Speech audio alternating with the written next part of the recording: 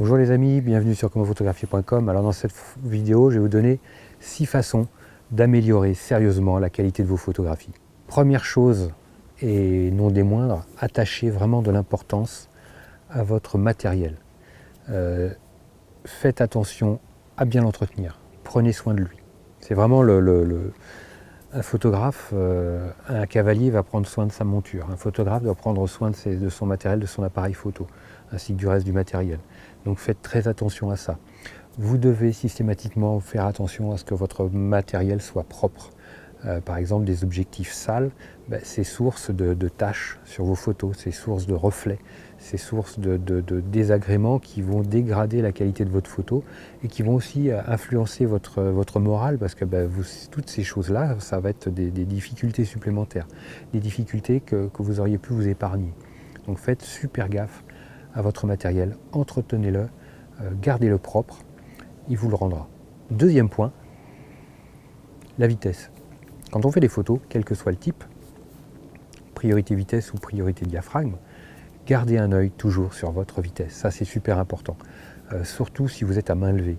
Combien de fois j'ai encore énormément, j'en ai fait des vidéos à ce sujet, je peux vous le dire, mais j'ai encore beaucoup de gens qui m'envoient des photos me disant « Stéphane, je ne comprends pas, qu'est-ce qui se passe, mes photos, c'est flou, c'est pas net, j'ai l'impression que c'est pas net, c'est flou, d'où ça vient, qu'est-ce qui se passe ?» Quand les gens ont la gentillesse de m'envoyer les réglages de la prise de vue, ou quand je peux regarder l'exif s'il est présent, les vitesses sont trop lentes. La vitesse est trop lente, donc faites super gaffe à votre vitesse. Gardez un œil dessus systématiquement. Plus vous allez négliger ce point de détail, et plus vous prêtez le flanc à des désagréments importants. Parce que rien de plus décevant que de faire une photo, d'être sûr qu'elle va être géniale, et de se dire « merde, elle est floue, c'est bougé ». La photo est sublime, la lumière, le personnage, l'action, tout est nickel, sauf que c'est flou de bouger. Ça s'est pas vu au cul de l'appareil photo, mais une fois qu'on est devant l'ordinateur, on voit que c'est pas exploitable. C'est foutu. Donc faites super gaffe. Faites super gaffe à la vitesse, les amis, je vous en conjure, gardez un œil systématiquement là-dessus. Troisième point, j'irai dans la suite logique de la vitesse, c'est la profondeur de champ. Faites aussi très attention à ça. Beaucoup de gens, même que ce soit pour du portrait, du paysage, adaptez la profondeur de champ à ce que vous voulez faire. Donc gardez un œil sur votre diaphragme. Peu importe le mode, c'est toujours comme ça. Après, j'irai dans certaines conditions, on n'a pas de lumière, on est dans le noir, on fait des photos le soir, il fait nuit. Cherchez pas à faire des photos au millième de seconde à f16. Et puis de me dire, je comprends pas, il y a du grain, c'est pas net, parce que la sensibilité ISO est trop élevée. Je veux pas monter la sensibilité ISO, Stéphane, comment je peux faire? La seule chose que vous pouvez faire, vu ce que vous voulez, c'est ne pas faire de photos du tout. L'appareil photo, il n'a pas une baguette magique. Quand il n'y a pas de lumière, il monte la sensibilité ISO, il n'y a pas le choix. Il faut monter la sensibilité ISO. Et comme on monte la sensibilité ISO, il y aura du bruit. C'est une contrainte technique obligatoire. Bien sûr, ce bruit, si vous faites du RAW, vous pourrez l'atténuer, le lisser en post-production, mais il y aura de toute façon de la dégradation de la qualité de la photo. Donc acceptez les choses, soyez vigilants sur vos réglages. Pour la profondeur de champ, il y a des applications pour vous donner où faire la mise au point en fonction de la profondeur de champ que vous voulez et quel diaphragme utiliser. Ça, c'est vraiment important. Là-dessus aussi, les amis, j'ai fait des vidéos à ce sujet. Donc, je vous encourage à les rechercher sur le site commentphotographier.com.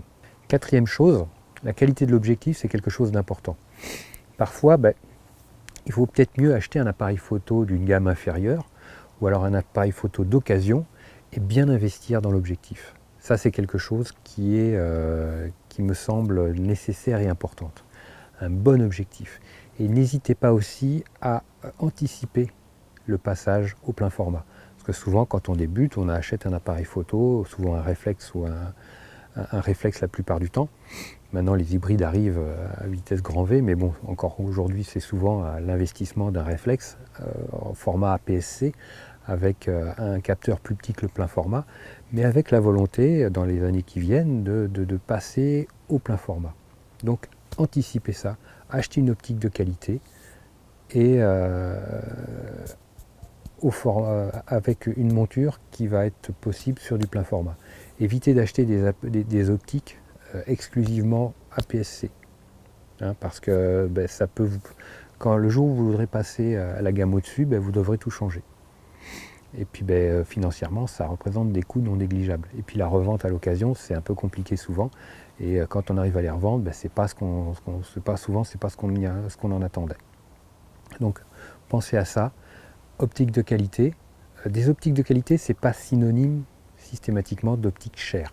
Non, il faut pour ça, n'hésitez pas à aller voir sur le site des DxOMark et voyez la qualité des couples qu'ils proposent entre les optiques et les boîtiers. Donc regardez avec votre boîtier quelle optique fonctionne le mieux. Et puis à ce moment-là, voyez si c'est dans votre budget ou pas. Et si ce n'est pas dans votre budget, que si vous en avez la possibilité, mettez de l'argent de côté. Et puis 1 an après, 2 ans après, investissez dans un objectif. Parce que souvent l'objectif, vous pouvez le garder toute votre vie. Moi j'ai des optiques, ça fait 10 ans que je les ai. Et puis pour le moment, elles fonctionnent très bien et il n'y a pas de raison que j'en change. 5e élément, attention à l'autofocus, la mise au point. Ça on fait le tour un peu de tous les éléments qui constituent une photo réussie, c'est ce que je vous souhaite. L'autofocus. Faites très attention d'avoir un autofocus adapté à votre sujet. Si votre sujet ne bouge pas, autofocus pour sujet statique. Si votre sujet est dynamique, autofocus pour sujet dynamique. Après, la solution, c'est d'utiliser le bouton Back Focus. Si votre appareil photo a un bouton de fonction ou un bouton Back Focus à l'arrière de l'appareil, vous pouvez l'utiliser. La mise au point, c'est aussi les collimateurs. Alors en fonction des appareils photo, maintenant les appareils photo sont de plus en plus performants d'une manière automatique, mais pour beaucoup d'entrées de gamme, ce n'est pas encore le cas. Donc on est obligé souvent d'utiliser le collimateur central, de faire une mise au point recadrage. Parce que souvent, si on laisse l'appareil photo faire automatiquement la mise au point, ça arrive fréquemment qu'il ne fasse pas la mise au point où on voudrait. Et puis on n'est pas maître de la mise au point. Donc, utiliser le collimateur central, souvent c'est le plus efficace, le plus réactif, mise au point recadrage. Après, ce type de mise au point pose parfois des problèmes quand on est avec des grands télés ou des choses comme ça pour du portrait.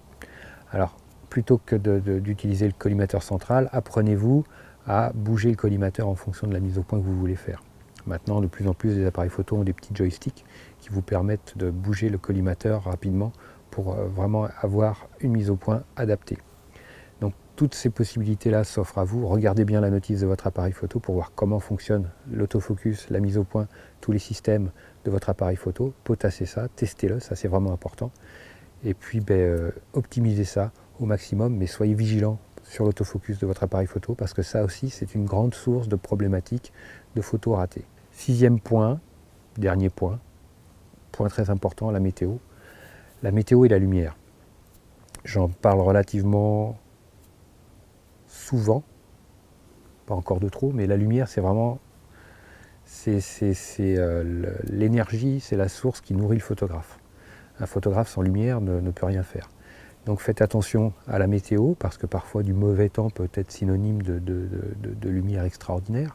Le beau temps également, le soir, le matin, travaillez en concertation avec la météo, mais travaillez vos lumières. Ça c'est quelque chose d'important. Ça ne sert à rien de vouloir partir faire des photos si vous n'avez pas regardé la météo et qu'on annonce du mauvais temps.